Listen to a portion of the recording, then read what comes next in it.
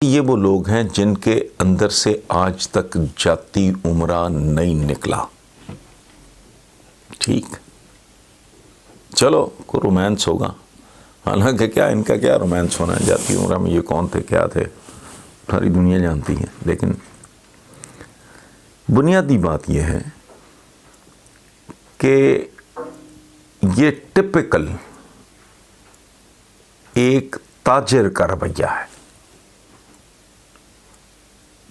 इससे ज़्यादा कमेंट करना मुझे मुनासिब इसलिए नहीं लगता कि दो चीज़ें मेरे नज़दीक बहुत ही काबिल मज़म्मत हैं। एक किसी की हुब्बुल वतनी पे शक करना, और दूसरा किसी को ये जो सर्टिफिकेट बांटे जाते हैं हमारे माशरे में, ये फलाना तो काफिर है, फलाना गद्दार है, ये गद्दारी और काफरी है, जेब नहीं, कतन नहीं।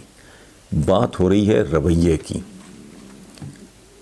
एक रवैया जुल्फ़िकार अली भुट्टो का था, हम 1000 साल जंग लड़ेंगे, ये एक एटीट्यूड है। एक रवैया था कि हम घास खा लेंगे, एटम बम बनाएंगे, बनाया भी, जिसका बहुत ही झूठा घटिया क्राइटेरिया, ये तो धमाका भी नहीं करना चाह रहे थे, वो तो जिन्होंने करवाए उन्होंने, जिन्होंने हमेशा पैरा दिया है। आइडिया था जुल्फ़िकार अली भुट्टो का, इनिशिएटिव था जुल्फ़िकार अली भुट्टो का, और वंस इट स्टार्टेड किसी की मजाल नहीं थी कि वो इसको रोल बैक कर सकता। चूंकि इस मुल्क में कुछ और कुव्वतें भी हैं जिनके बारे में मैं ये कहा करता हूँ कि अगर वो ना हों, ये वो लोग हैं जो पाकिस्तान को पाकिस्तान हाउसिंग सोसाइटी बना के इसके प्लॉट करके बेच देते। ठीक है।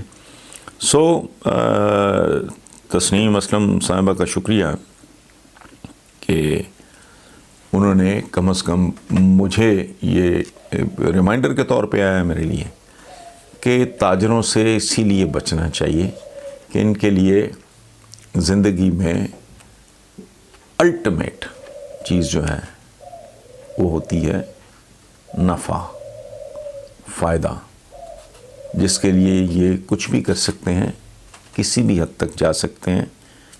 लेकिन आखिरी बात मैं कंक्लूड यहाँ करूँगा, हुब्बुल वतनी पे शुबा नहीं, रवैये की बात हो रही है। बिल्कुल इसी तरह जैसे को बंदा अगर, जैसे मंसूर ने कहा तो अनल हक, तो मैं उससे काफिर नहीं, एक्सप्रेशन है, किसी का एक्सप्रेशन जो है वो बड़ा क्रूड हो सकता है, रफ हो सकता है, वो तो ज़ाहिर है काबिल माफ़ी होता है। पाकिस्तान जैसे मुल्क के किसी सरबराह को इस हद तक जाना नहीं चाहिए। और आखिरी बात, ज़ाहिर है Tasneem Aslam, I am sure, 100% sure कि she is not the only one जिनको ये मालूम होगा। बेशुमार फॉरेन ऑफिस में और लोग होंगे, थोड़ा सा जिसका दिल करे प्रोब कर ले, कोई बंदा जिसका बैकग्राउंड रिपोर्टिंग का है वो जाके प्रोब करे, उसको पता लग जाएगा। और दूसरी बात इससे भी जो अहम है वो ये है कि नवाज शरीफ का पूरा टेन्योर इस बात की गवाही है। कुलभूषण की बात नहीं करनी, फलां बात नहीं करनी, धमकावन, तो वो जो इस बीबी ने जो बात की है, नवाज शरीफ की पूरी टर्म जितनी देर वो वज़ीर आज़म रहे, उनका रवैया, उनका उसलूब, उनका अंदाज़ इसकी तस्दीक कर रहा है। वो तो एक ना एक दिन जिसकी तरफ आप इशारा कर रहे हैं वो तो हर इंसान का मुकद्दर है, उससे तो पैगंबर महफूज नहीं। और अगर यहाँ जॉन मोहम्मद कमर हैं जी कमालिया से, वो कह रहे हैं जी कुछ आदाद शुमार सामने आए जिनके मुताबिक गुज़श्ता 5 बरस में अरकान असम्बली के असासों में इजाफा और आम पाकिस्तानी की आमदन में कमी हुई है, महंगाई भी 30% से ज़्यादा हो चुकी है। ये कैसा निज़ाम है जिसमें गरीब तर और अमीर रोज़ बरोज़ अमीर हो रहा है। अवाम के लिए ना दवाई है, ना खुराक, ना तालीम। हम कैसे पाकिस्तान में रह रहे हैं? क्या हम और हमारी आने वाली नस्लों को इस मुल्क से कुछ उम्मीद रखनी चाहिए? हरगिज़ नहीं रखनी चाहिए। अगर ये इसी तरह चलता है तो हरगिज़ नहीं रखनी चाहिए। अब सवाल पैदा होता है कि भाई ये इसको इसी तरह चलाने से रोकना है तो फिर कुर्बानी देनी होगी। 22, 24, 25 करोड़ अवाम है, 10-20 हज़ार आदमी जाने देने पे तुल जाए। शाह ईरान को ठुडे मार के निकाल दिया ईरानियों ने। उसको क्या कहते थे, island of solidarity in Asia या साउथ एशिया को, इस तरह का पुलिसमैन, पता नहीं क्या एशिया, पता नहीं क्या क्या उसके खिताबात। फिरौन था वो पूरा। गैरतमंद अवाम थे, बिफर गए। उसको सारा कुछ छोड़ छाड़ के बीवी बच्चे लेके भागना पड़ा। उसके बाद वो दर दर हो गया। ये कोई करेगा तो होगा, अदरवाइज जो झुके इस मुल्क के अवाम का खून चूस रही हैं, उन्हें क्या जरूरत है? वो क्यों तब्दील करें सूरत हाल? सूरत हाल आपके बारे में नहीं है, सो इसको तब्दील करना आपकी जिम्मेदारी है। जिनके बारे में है वो क्यों तब्दील करें? अगला है जी फरासत कयूम है, कराची से, खूबसूरत नाम है जी। वो कहते हैं पंजाब में वज़ीर आला के एतमाद के वोट लेने का मरहला आन पहुंचा है। इमरान खान ने नई इस्टेब्लिशमेंट पर भी इल्ज़ाम लगा दिया है कि न्यूट्रल नहीं बल्कि उनके अरकान को धमका रहे हैं। खरीदो फरोख्त की बाज़गश्त भी सुनाई दे रही है। परवेज़ इलाही पर भी एतमाद की कमी नज़र आ रही है। आप इस नई सियासी डेवलपमेंट को कैसे देखते हैं?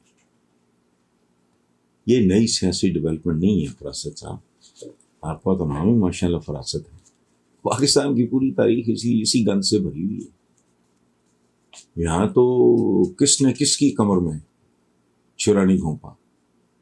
अयूब खान का मोहसिन था, सिकंदर मिर्जा अच्छा था बुरा था उसको छोड़ दे, उसका मोहसिन था, उसने उसको जलील और रुस्वा कर दिया। भुट्टो का नफ्से नातिका था, राइट हैंड मैन था, बुजुर्ग आदमी था, सीजन्ड, ब्रिलियंट, इंटेलिजेंट, बहुत इंटेलिजेंट। कौन? जे रहीम। भुट्टो ने क्या किया उसके साथ? ज़ियाउल हक बिल्कुल हमें एक अजीब व गरीब सी मखलूक थी वो। फौजी कहते थे कि फौजी लगता ही नहीं। उस सेकेंड वर्ल्ड वॉर में अंधाधुंध भर्ती कर रहा था गोरा, ये भी भर्ती हो गया। अदरवाइज वो तो मतलब you never look like a soldier. उसकी तो चाल जिस्म अजीब व गरीब सी पर्सनैलिटी थी। उसको पता नहीं आउट ऑफ टर्न कितने लोगों को करके भुट्टो ने उसकी कीमत चुकाई। उसने जिस तरह रगेद के भुट्टो को मारा है वो आप भी जानते हैं, मैं भी जानता हूँ। सो पाकिस्तान की पॉलिटिक्स में कोई नई सियासी डेवलपमेंट नहीं। ये इसी तरह झूठ, फरेब, रियाकारी, मुनाफकत, ये इसका एक मिक्सचर है। इसको नई प्लीज आप ना कहें। अच्छा।